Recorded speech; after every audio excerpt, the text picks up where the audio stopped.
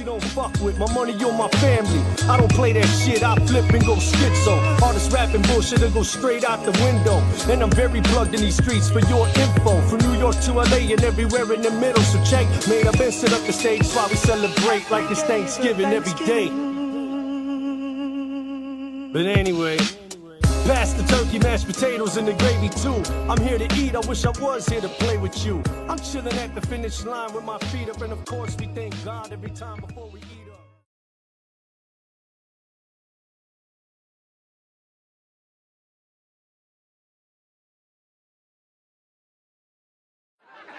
Listen, billiard head. This judging better be on the up and up, you hear me? The name of the Alderman Davis has always been associated with double honesty, double integrity. Double dealing. And double No. Now that's not right, Travona. Yeah.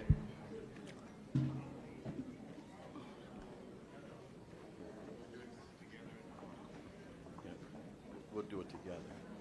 Okay. Well, some of you know the history of the last 6 years of my ministry. That's who we work for. We work for you. And then Tammy. You know what? Tammy ain't gonna get elected.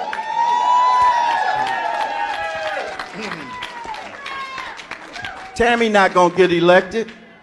Nobody knows her. But I'm gonna tell you, Tammy's been an employee for UPS for 31 years. Has hired over 10,000 people. Gentleman, Phil, you know him. You've seen him on TV. You know, they say he don't live here. We're gonna object to him going on the slate. Well, we proved all that. He wind up on the slate. And he's standing up here because he got elected.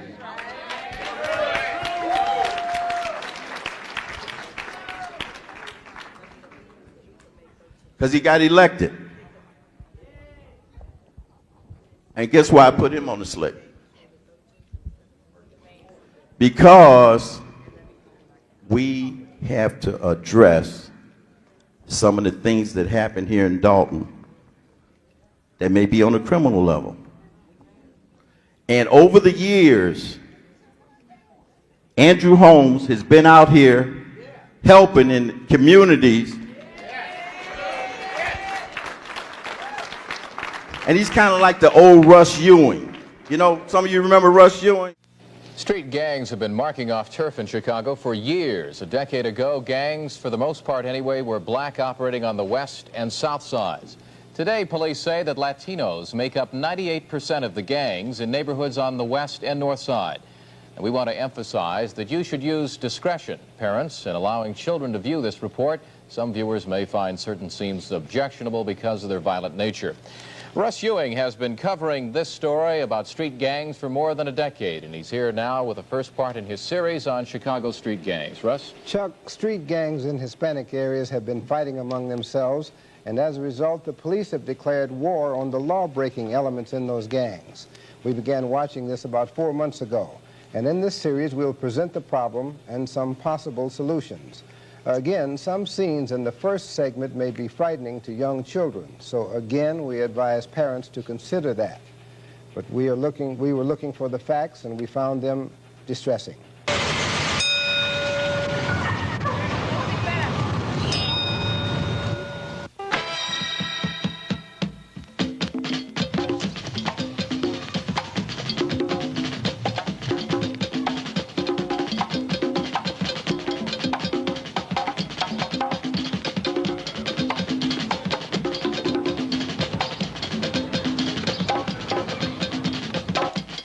Most of these inscriptions and drawings were put here by gang members. About 15 known street gangs have been marking off their territory on the north and west sides of Chicago for years, mainly in Spanish-speaking neighborhoods. In some places, it's hard to find a building which has not been defaced, and some homeowners are afraid to paint over it. This is a part of street gang activity which we have all seen.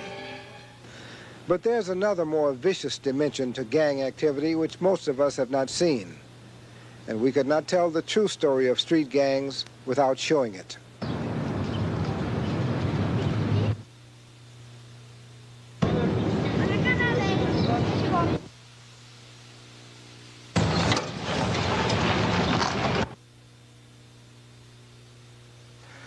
The 4 young men you have just seen and 32 more were murdered here in Chicago in the past 120 days. Police called it a gang war. They operate in a lot of the same ways as in the Capone days. They roll by in their cars and they shoot from their cars and take off. It became so violent that Chicago's newly elected mayor called on police officials to crack down on law-breaking street gangs. Beefed up patrols and harassment of known street gang members reduced the number of killings, but after a while the violence began all over again. This teenager, whose name we agreed not to use, was gunned down inside a hallway. He was a known gang member. It happened again on April 23rd. 20-year-old Ralph Negron and his 17-year-old brother Isaac were shot to death a block from their home. And the names go on and on.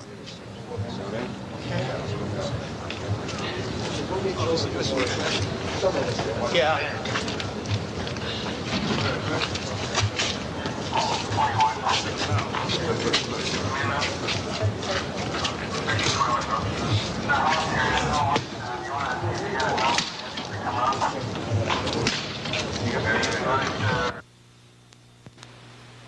Examine how gang activity has affected some local businesses, and we'll try to probe into the mind of a teenager caught up in gang activity. Russ, do the police have any idea why the violence started 120 days ago with the figure that you used?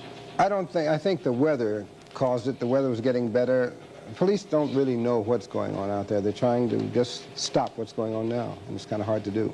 Okay, thank you, Russ. We look forward to tomorrow's report. Well, street gangs have been carving up territory in Chicago for a long time. A decade ago, gangs, for the most part, were black, operating on the west and south sides. Today, police say that Latinos make up 98% of the gangs in neighborhoods on the west and north side. Now, Russ Ewing has been covering gang stories for years here, and he's here now with part 1 and a series of special reports. Russ? Jim, the predominantly Spanish-speaking gangs began fighting among themselves early this spring, and we have been watching that for about 4 months. In this series, we'll show what has happened and we'll suggest possible solutions. Now, some of the scenes in tonight's segment may be frightening to young children, and parents should be aware of that. But we were looking for the facts, and we found them to be almost tragic.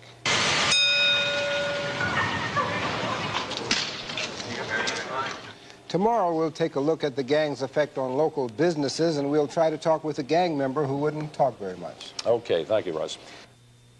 When you ask a member of one of Chicago's street gangs why he is in a gang, the answer that you get over and over again is because it's a status symbol. You're somebody when you're in a gang. Russ Ewing is familiar with that answer. He is also familiar with the terror that a gang can bring to a neighborhood. And he joins us again this afternoon with part 2 in his series on Chicago street gangs. Russ? Chuck, it appears that police may be winning their war against Hispanic street gangs. The violence dropped off a little bit this week, but businessmen and property owners in gang territory are not winning. They have lost millions. The outbreak of gang violence has caused some businessmen to close their stores early and go home before dark. They're simply afraid. And others say they like to see policemen in their neighborhoods at night. But policemen cannot be everywhere. They could not help the Rodriguez family. 42-year-old Armando Rodriguez would not appear on camera. He too was afraid. Gang members practically destroyed his house with fire bombs. Their reason? 2 teenagers living here refused to join their gang, and the family moved out during the night. Another resident of this community said that the reason behind their fear is real. He said that some gang members have such strong beliefs that they are willing to die in the name of their organization. We found that incredible, but true. Reporter Rich Samuels interviewed a gang member who had just been shot in the face by a rival gang. Despite his suffering, he was still defiant. If your mother tells you to get out of this gang, would you listen to her and do what she said? I doubt it. Castillo didn't take his mother's advice. A day after his release from the hospital, he was on the street again, boasting that he is a gang member. The kings are lords, the masters of the killers, and that's the way it is. You sound like you're high on something right now. Come on, talk to me. All right, I'm talking. Are you high on something? Nope. Well, how can you believe that you can go buy a sweater and become important as a result of that? Well, this sweater, they want it. I'm not saying. This sweater, they don't want me to talk. My people don't want me to talk. Although it's apparent that he is not aware of it, Castillo is the real gang victim, and there are so many others like him. Tomorrow we'll show a gang which made a deal with a drug pusher. Okay, thank you, Russ. We'll be looking forward to that. Coming up next tonight, we have part 3 of Russ Ewing's series on Chicago street gangs, and today we're going to take a look at the Humboldt Park riot and its aftermath.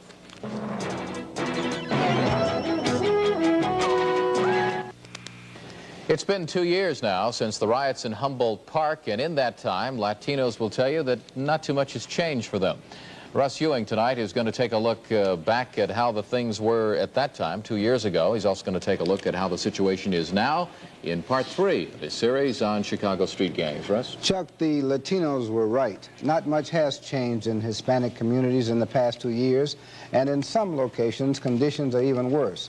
But a close look at some activities there reveals why conditions are worse.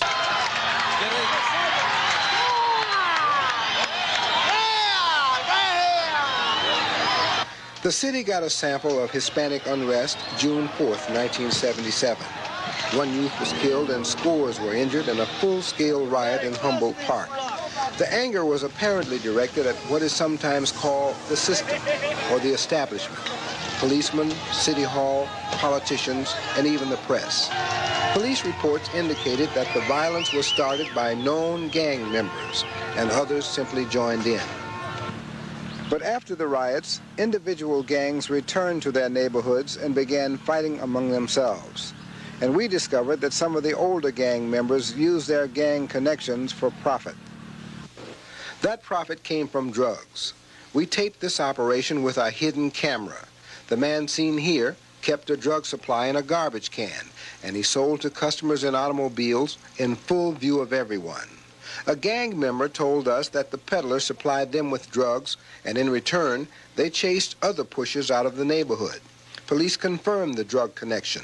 Official reports indicated that in about 80% of the homicides involving street gangs, either the offenders or the victims were involved with drugs. But the killings and the retaliation which always follows has been over symbols. The gang's symbols painted on walls, or the gang's letters on sweaters or T-shirts. They consider capturing a T-shirt from a rival gang member as a mark of honor. Do you agree that gang banging is stupid? Yes, I agree. It's stupid. But you do it. But I do it, but it's stupid. It's stupid enough to do. You We can put might it that come way. here next week and you'll be laying up in the morgue. No, not the kid. No. No. While we were taping this series, we met a few hundred Hispanic teenagers, and the majority of them were disgusted at what a few are doing. The question is, can they override that hardcore gang element? Tomorrow, we'll see some adult victims of gang violence. Chuck? Okay, thank you, Russ. Thank you, Russ. 2 years after the Humboldt Park riots, there still haven't been many substantive changes for Latinos, and street gang violence continues. Russ Ewing looks at what led to the unrest back then and the current situation in Chicago street gangs, part 3. Russ? Yeah, it's true that there hasn't been much change in Latino communities over the past 2 years, and in some other locations, the situation is even worse.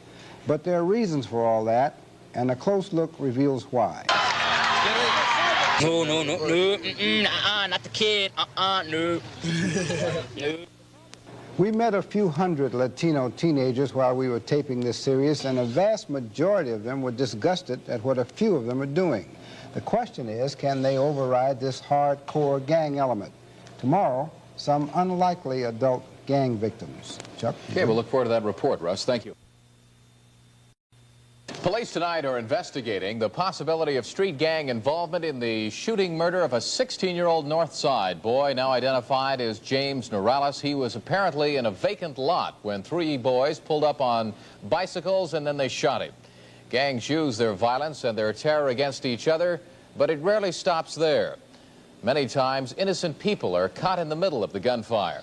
Russ Ewing takes a look tonight at those innocent victims as he continues part 4 on his series on street gangs. Chuck, tonight we have the tragic story of 2 senior citizens shot down by street gangs, and a look at how gang members deceive reporters. Most of those who live where gangs operate were reluctant to appear on camera, but they said the innocent suffer most. I think it's disgusting the way they can get a hold of the guns and then, you know, they're caught and they're not even, you know, they're not even corrected for the crime they did. 73-year-old Mrs. Mary Kessler was shot to death a year and a half ago. There was a gang shooting, and she was on her way home from a grocery store, hit by a stray bullet. 75-year-old Steve Mort was lucky. He was caught in crossfire between 2 gangs. A bullet passed within inches of his heart, but he survived.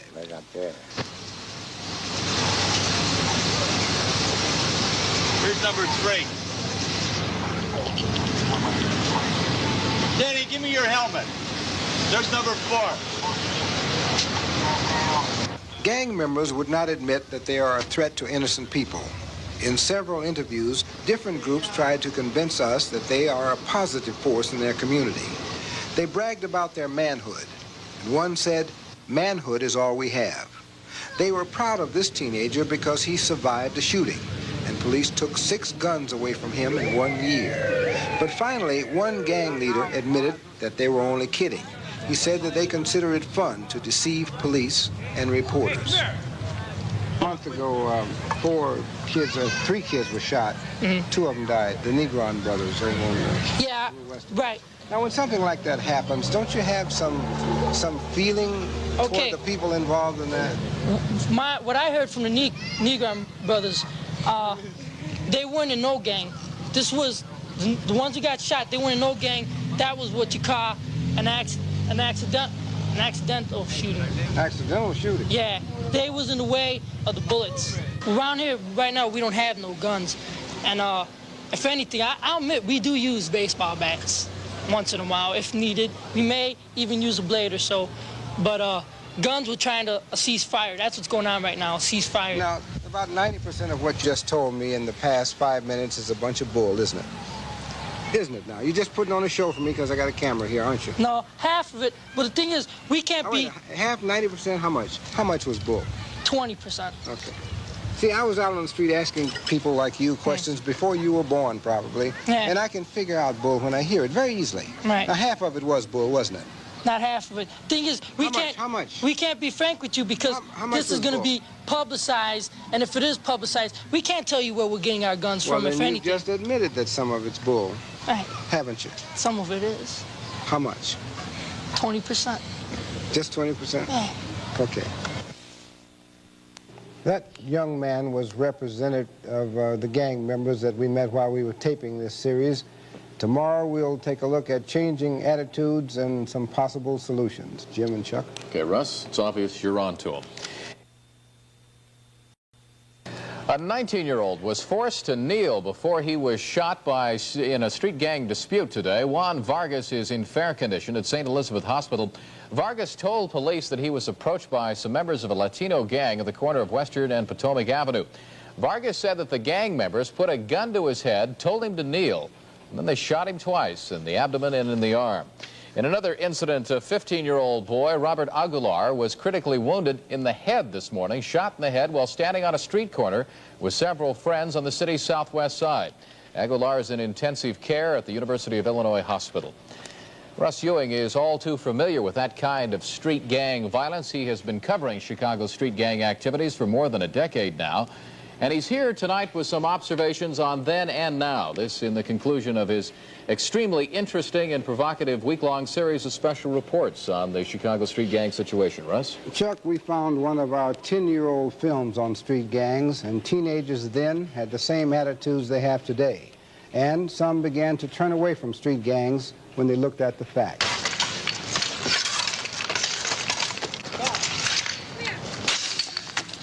Young adults living where street gangs operate know of the dangers, but they insist on taking a chance.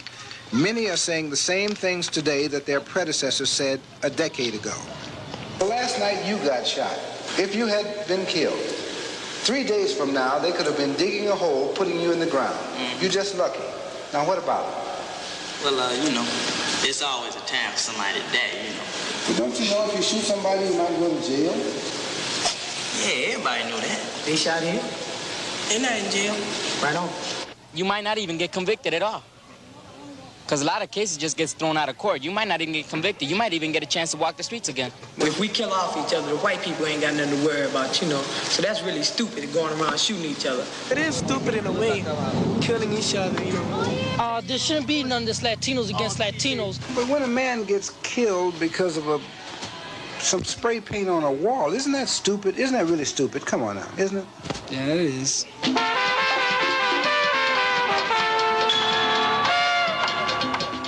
But in many cases, teenagers in large numbers are turning away from gangs and drugs. And the reasons? They have been shocked by what they have seen. They have been shocked by senseless murders and the grief which always follows. But despite all you have seen here, there are still too many young people caught up in the gang syndrome. And whether they know it or not, they're on a road that leads to nowhere.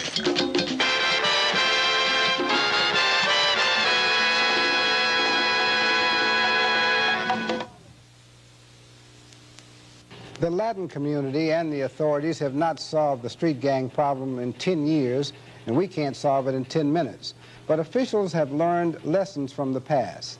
The giveaway programs where gangs control the funds have failed, and at best, some administrators of those programs became rich, and the gangs became powerful and vicious. The most urgent need is for better education, job training, and jobs after the training. Some neighborhood facilities may ease the problem, but most of the responsibility should be in the home. Parents must do more than simply bring children into the world. The police should be allowed to control the immediate problem by whatever means necessary within the law, and federal government should beef up its war against drugs. There are some gang members, however, who are destined to end up as hardcore criminals, and officials can't do much about that. But the thousands of innocent teenagers on the fringe of the gangs must be given a chance to fight their way out of poverty and ignorance without being murdered on the street. Jim and Chuck? Excellent series. I want to tell you. You mentioned some things there that we should do in order to curb the gang problems. Is there anything that we shouldn't do that we're doing now that we should? We shouldn't publicize them too much. We shouldn't praise them. We shouldn't put money into the gangs. We should cut them down whenever they need to be cut down. Okay. Thank you, Russ. Thank you, Russ. Russ Ewing has been looking at the problems of Chicago street gangs in a series of special reports this week, and tonight he draws the conclusion that these gangs are just a symptom of a real problem, the attitudes of ghetto teenagers. Russ? Jim, we found one of our 10-year-old films on street gangs, and teens then had the same attitudes they have today. But some of them began to show signs of turning away from gangs when they looked at the facts. If you had been killed, 3 days from now, they could have been digging a hole, putting you in the ground. You're just lucky. Now, what about it? Well, you know, it's always a time for somebody to die, you know.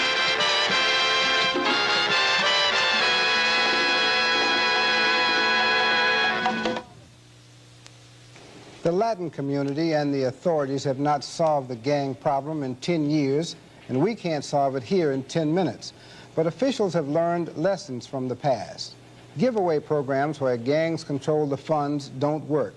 At best, over the years, administrators of these programs became rich, and the gangs became more vicious. The urgent need is for better education, for job training, and for jobs after the training. But most of the responsibility should be in the home. Parents should try to do more than simply have children. They should control those children. The Chicago Police Department is doing all it can within the law, but the federal government should beef up its war on drugs. But no matter what the authorities do, there are some gang members who will grow up to be hardcore criminals. But the thousands of innocent teenagers who are forced to live in gang territory must be given a chance to fight their way out of poverty and ignorance without being murdered on the street. Chuck?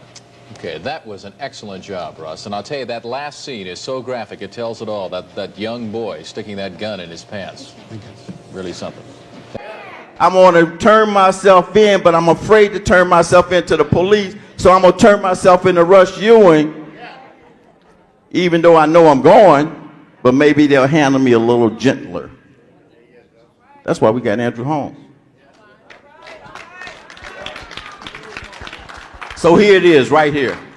Communications. You're going to know what's going on. Jobs. And public safety. This is Senator Napoleon Harris. We just want to say congratulations to the new village trustees of the Village of Dalton. I'm happy and excited about the new direction that Dalton is going in. Looking forward to working with them and Mayor Riley Rogers in the future. Thank you. Okay, this plaque and award says East West University, Social Awareness College, Readiness Job Resource Fair, Andrew Holmes, thank you for your tireless time, dedicated service, and support of the youth of Chicagoland area. I'd like to thank you, Andrew.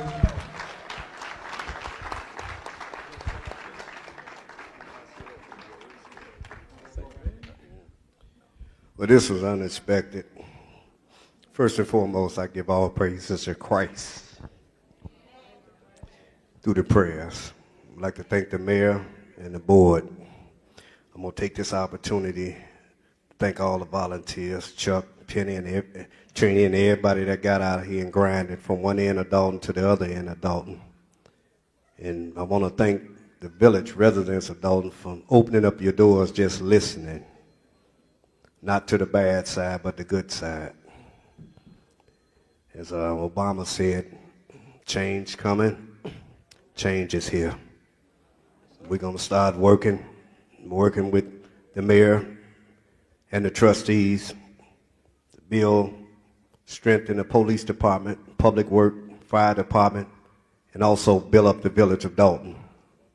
Dalton is a place where you're supposed to come and live and rest and enhance the quality of life. And as I stated, and I tell them all, now when you come to Dalton, if you think about doing any crime, you might well turn around because it's a new time.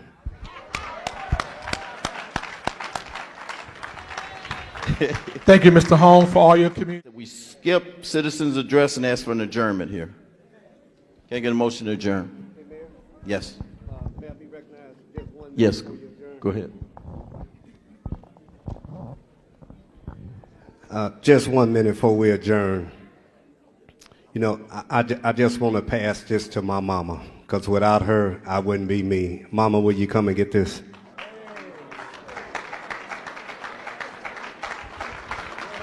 Okay, I didn't know his mother was in the audience.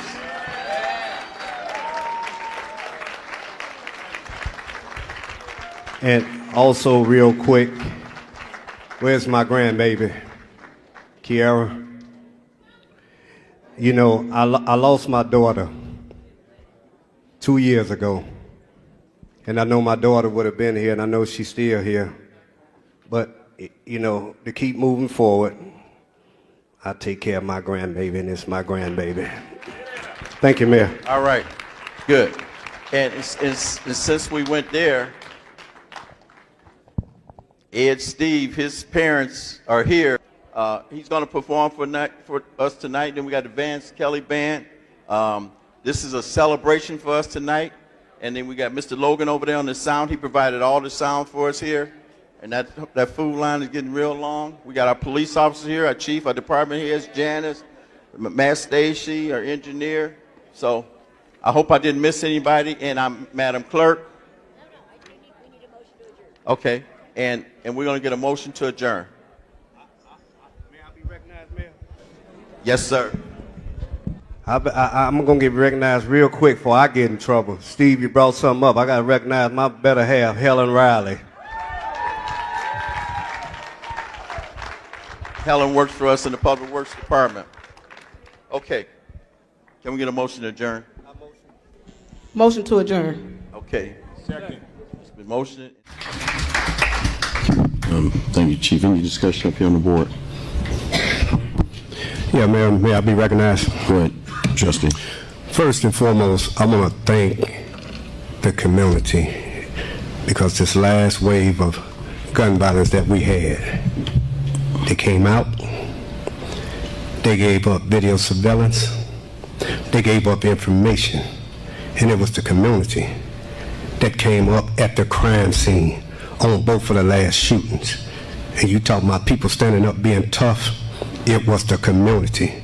And I can guarantee you, like I told you, these cases going to be solved because of this community. Enough is enough. We're not playing the numbers games. We're not putting out the numbers just because, you know, and hopefully we hire these police officers. We're not hiring them or hiring them because of gang violence. We're hiring them because of overall drug trafficking, whatever criminal activity they're thinking about doing in Dalton. And just as the chief say, if you see that sign, you better think about turning around, because you go through Evergreen, they don't play. Guess what? You're going to find out Dalton ain't going to play. And it's going to be because of the residents working with the police department bonding. You know, they done marched and marched, they done ran and ran. Dr. Keenan did what all he had to do, but guess what? We got to stand up, and it's about action. And at this next police board meeting that we have coming up on the 31st, we ask that you come out. Bring your information about any crack house, drug house, I don't care what's going on. It's the community that's going to put a stop to this. They can say what they want to say about Dalton Police Department, but I'm out here and they're working 24 hours around the clock trying to solve these last cases, and I'm 100% they're going to solve them. But it was the community that stepped up, showed out, and showed other people how to do what you got to do. People in Chicago looking, oh yeah, Dalton did step up, and I'm letting them know for the record. They did step up. They did come up and give up the information. They're not scared. They put the videos right there when the officers were there. They gave them the information, gave them names, and that's what it takes. And all the naysayers that want to point the finger, then turn around, look at the mirror, and look at yourself. Because I'm going to stand behind Dalton Police Department and do what we got to do and help. But my hat goes off to the residents of the village of Dalton who stood up, came out, didn't care what camera was there, didn't care who was looking at them. They knew a crime happened here, and they gave up the information. And at the end of the day, we owe it to the village of Dalton people.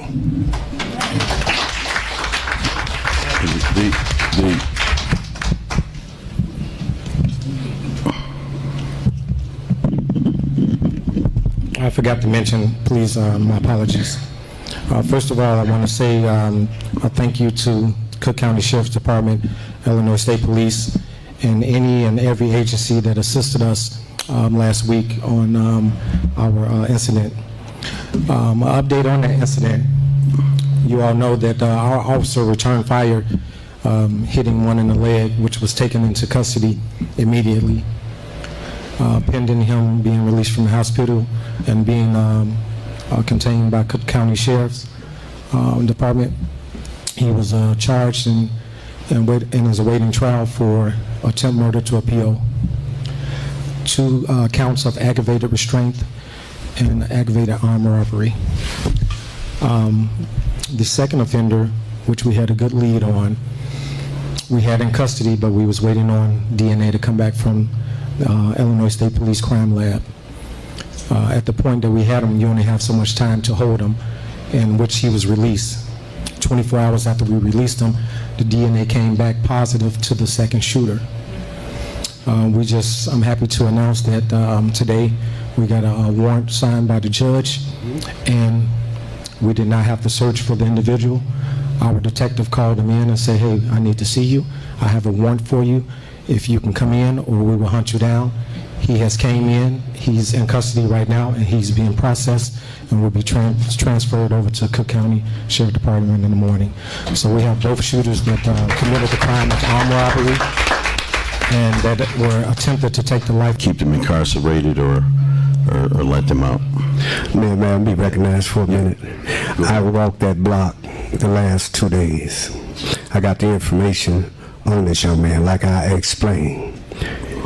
When you sign a complaint on this individual so he can be arrested, you must follow through on it.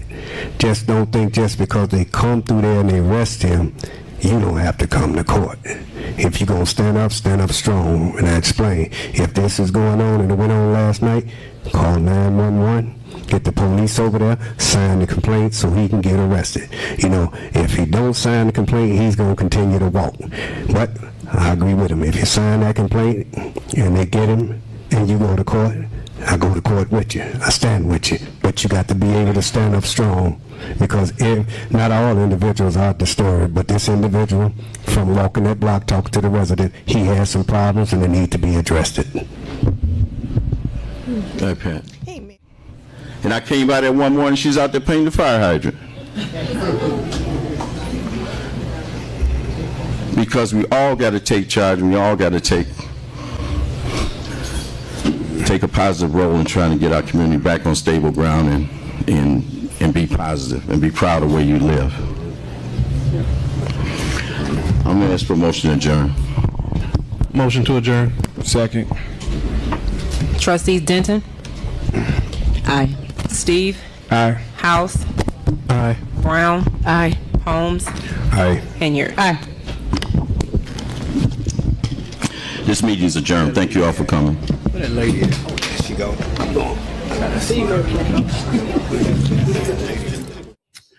First and foremost, I'm going to say this.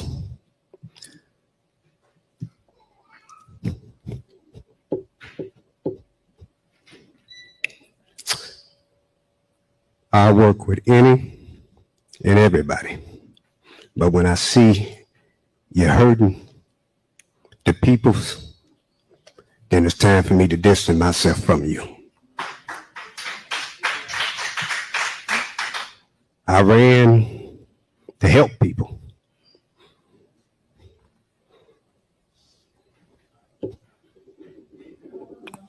Can't do it all by myself. Mm-hmm. And I applaud each and every man, even some that are standing in here, because there's so much crime throughout this city, throughout this village. It's been a lot of the men in the Dalton have not been recognized because, see, they're not having it on their block. And they've been the first ones to stand up and address that issue on their block. But I've seen so much here in this village since I've been a trustee. And excuse my language. It's a damn shame that trustees that was here before me, bickering and fighting with Riley the same way. And I say this and I mean it. But you same ones that was bickering and fighting and not worrying about tax people dollars, but you in the same damn room right now trying to destroy this village now. You couldn't get in a room when he was mayor. You wouldn't go. But now you all get in the same room and try to destroy this village and try to put venom and let this village bleed. Yep. Until I see wrong, then I'll step away. But I'm going to stand as long as it's right. When I see more women lose their job with this last administration, more women had lost their jobs, forced out of here. Some are relocated with the help of the FBI in other states until they continue this investigation and get to the point where they have to make some arrests because of so much money that have been stolen in this village. And I say that from the past trustees to the last mayor. I ran against him because I seen things that wasn't right. It wasn't that I hate that man. There were things that wasn't right. And there are things that had need to be changed. People forced out of their job. Police department, police is in Dalton.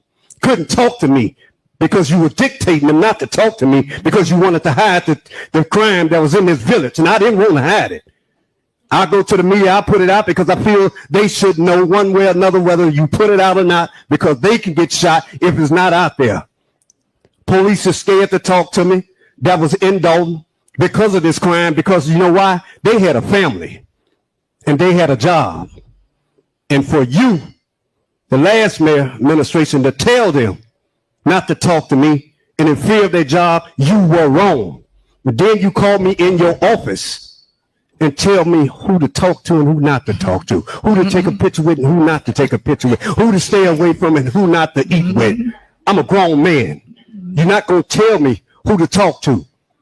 You're not going to tell me when to stop. It's like telling me when I got to go to the washroom. It's about this village. It's about this people. And I don't care who the mayor is.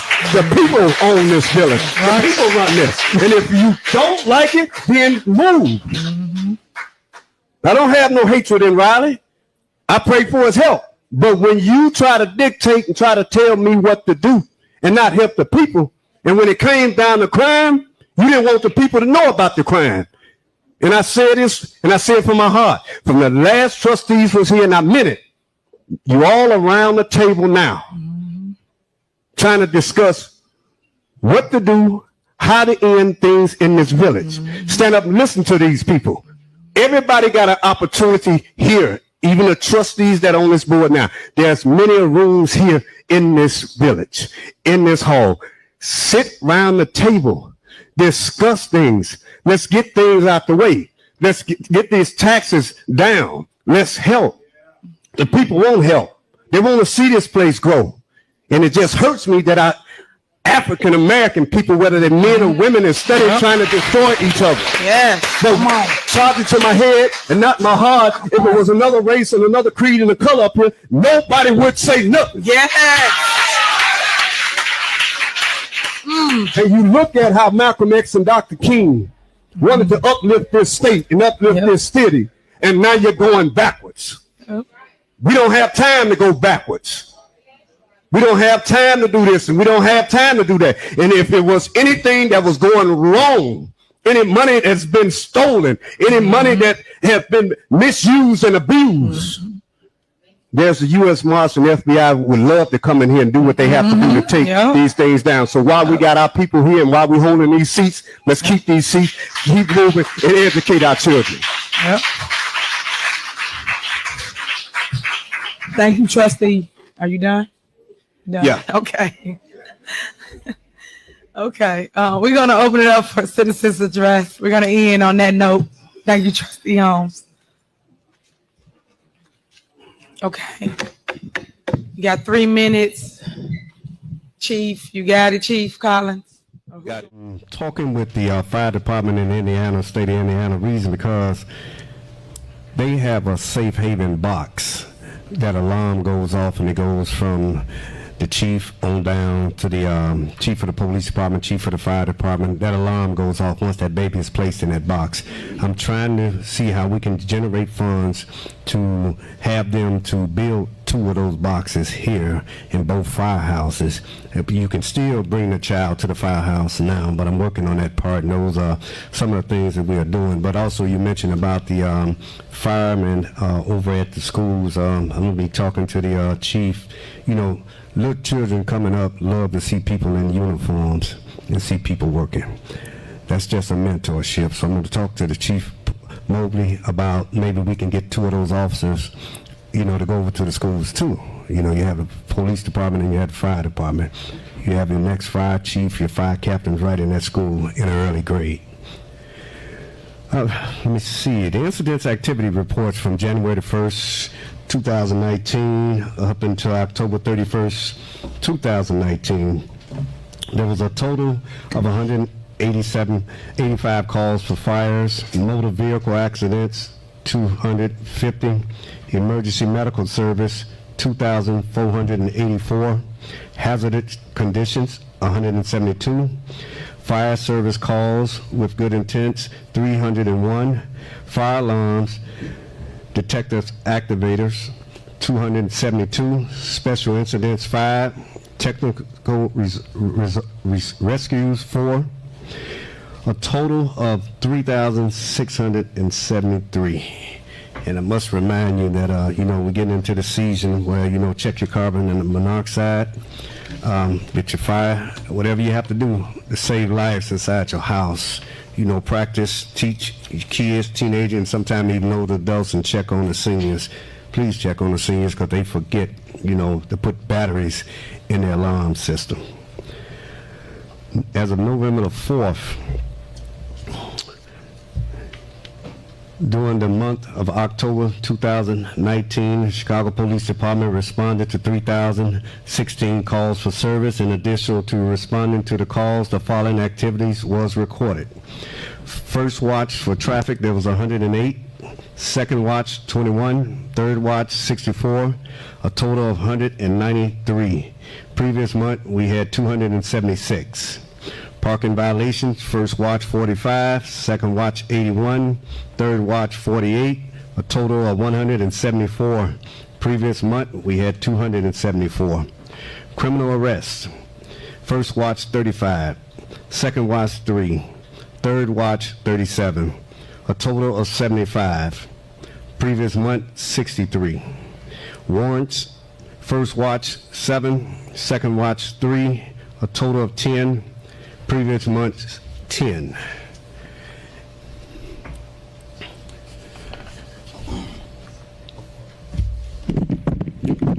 Good evening. Came out for the Halloween, Safe Halloween. But second of all, I'd like to thank the community for constantly calling, giving up information, and not giving up no matter what year it was that an incident happened. On October the 9th, 2012, there was 5 individuals that decided to organize some crime in Dalton. They were off 148th and Wentworth. The crime consists of attempted murder, 5 armed robberies, 5 carjackings. Murders was committed in Dalton. Murders was committed in Chicago and other surrounding suburbs areas. I want to say, as of last week, 5 of those individuals were found guilty. Thanks to the community, thanks to the hard-working detectives and the police officers in Dalton. Officer Brian Cardine, Officer Coleman, the detective division in the other suburbs, South Suburban Task Force that assisted, and Officer Darrell Holt. And what I'm going to say is, as we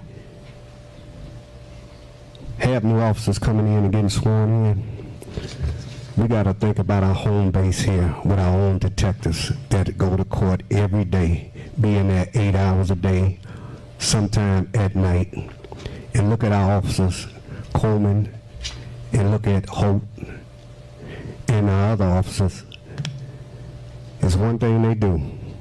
And I say, if you're going to commit a crime in Dalton, you better think twice, because we got the toughest detectives here that's going to solve these cases. And if they're solving these cases, which they are, our past cases, our present cases, we need to look at promoting these officers, sergeants, and commanders. I'm done now. Thank you. Just did is a violation. I had nothing that I was going to say standing here today. I was coming to be just a simple spectator.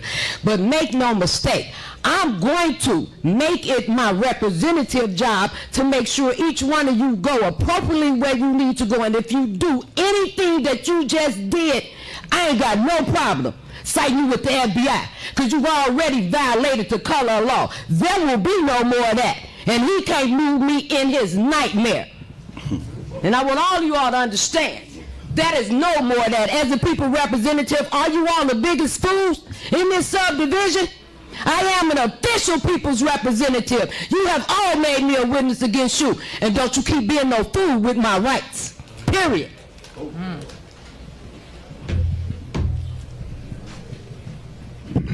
I say to the resident, take it back. All these taxpayer dollars, they yours. Take it back. Get rid of them. We don't need no more outsiders. This is what we get. This isn't necessary. You may, however, show your gratitude by making a generous donation to my favorite charity, the Alderman Fred C. Davis Clinic for Unneutered Cats. Alderman, I didn't. My secretary will accept your check on the way out. Good day, Wilhelmina. The name is... This hour 18, he's helped in solving murders and cold cases. Now this well-known Chicago community activist helps police catch his own brother, accused of a crime hitting so many of us in the city. CBS 2's Stephen Graves talked to him about why he led police to a member of his own family. Andrew Holmes believes wrong is wrong, even if it means holding a family member accountable. No, we're close, not bitter. When you got the proof right here, and I'm looking at you, and I'm watching you. Holmes is referring to this doorbell video he says shows his brother Eric Holmes stealing packages. You see him walk up to and then sit on a porch later walking away, bag in hand. These are people's personal properties. They paid for these items to come. Holmes says Auburn Gresham neighbors recognized his brother. Call after call from other people saying his sibling did the same thing to them. So yeah, I got to put a stop to him. And he did. You know they looking for you. Ooh. Police. Yeah. Calling Chicago police detectives to come pick him up last month, Holmes' normal work of helping find murder suspects and consoling grieving families put on pause for his own family business. You know, just because you're my brother don't make you right, that you have to commit a crime and you have to get away. This is far from the first time Eric has had trouble with the law, accused in July of stealing packages from a USPS mail truck, smashing the side window with a rock. Police say they caught him with a duffel bag full of the stolen items ranging from shirts and jeans to coasters. Holmes says his brother struggles with substance abuse. This was in an effort to save him, he says, from more run-ins with the law or even getting killed. Who's the best person to find a relative is a relative. You know how to find him, you know how to get him, put a stop to him. Holmes says he hopes by speaking up this will motivate anyone with loved ones caught up in criminal activity to take action and get those family members some much needed help. Reporting in Auburn Gresham, Stephen Graves, CBS 2 News. Eric Holmes is now facing a felony count of theft for his recent arrest. He was back in court today, and we are working to get an Activist Andrew Holmes was fired from the organization Chicago Survivors. In that role, Holmes has shown up to many crime scenes to offer services to the families of homicide victims. Holmes is also a Dalton trustee and is facing sexual assault accusations by a former Dalton employee. Chicago Survivors says their relationships with the victims' families and the community is paramount, and there needs to be a strong mutual trust and an assumed high level of safety for the adults and children. Their statement goes on to say, quote, "For those reasons, we terminated his employment in April. Upon learning of those serious allegations, Holmes didn't respond to our request for comment once the lawsuit by his accuser was filed." There is some new fallout tonight to a story we've been following closely out of South Suburban Dalton. Mayor Tiffany Henyard's former assistant and a Dalton police officer have both filed a civil lawsuit against the mayor and trustee Andrew Holmes. Much of that lawsuit centered on what allegedly happened on a business trip to Las Vegas last May. NBC5's Regina Waldrop has spent 6 months trying to track down this story. She has a closer look at the new complaint. Dalton Mayor Tiffany Henyard, trustee Andrew Holmes, both now the focus of a civil lawsuit. Everybody that's named in this lawsuit should resign from their position immediately. The lawsuit was filed by two people, Henyard's former assistant and Dalton police officer Byron Miles. It accuses Holmes of assault and battery and Henyard of retaliation. The incidents allegedly occurred during and after an economic development trip to Las Vegas last May. On that trip, Henyard and a handful of Village and Thornton Township reps, including her former assistant and trustee Holmes. NBC is choosing not to name the woman. According to the complaint, the woman felt disoriented, lightheaded, and ultimately blacked out after dinner with Holmes. She woke up in the trustee's bedroom, physically uncomfortable and with no memory of how she got there. The complaint details a conversation between she and Officer Byron Miles when they returned from Las Vegas. A member of Mayor Henyard's security detail at the time, Officer Miles, in the complaint informed the woman that the trustee told him he had unprotected sex with her in Vegas. Officer Miles advised the woman to seek medical care. According to the complaint, when the woman met with Henyard to tell her about what allegedly happened, Henyard told her if the information got out, she would be ruined and all the work she'd done would be lost. She then claims Henyard told her that she would take care of it and that the woman should trust her. The woman claims she was later put on unpaid medical leave and later terminated. Miles claims he was removed from the mayor's security detail and returned to patrol duty and faced a number of retaliatory actions later on for coming forward as a witness to what he believed was either sexual harassment, exploitation of a woman. An attorney for Holmes told us he has no comment on the lawsuit. At Monday night's village board meeting, 4 Dalton trustees appointed Lori Lightfoot, Chicago's former mayor and a former federal prosecutor, as a special investigator to look into the Vegas trip and other allegations being made against the mayor.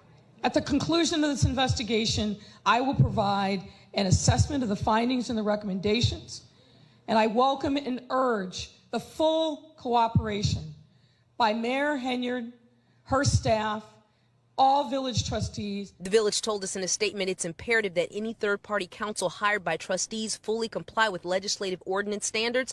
At this stage, they do not meet these standards. Both the woman and Officer Miles have filed complaints with the Illinois Department of Human Rights. According to the lawsuit, they are seeking back pay, front pay, punitive damages, and also attorney's fees.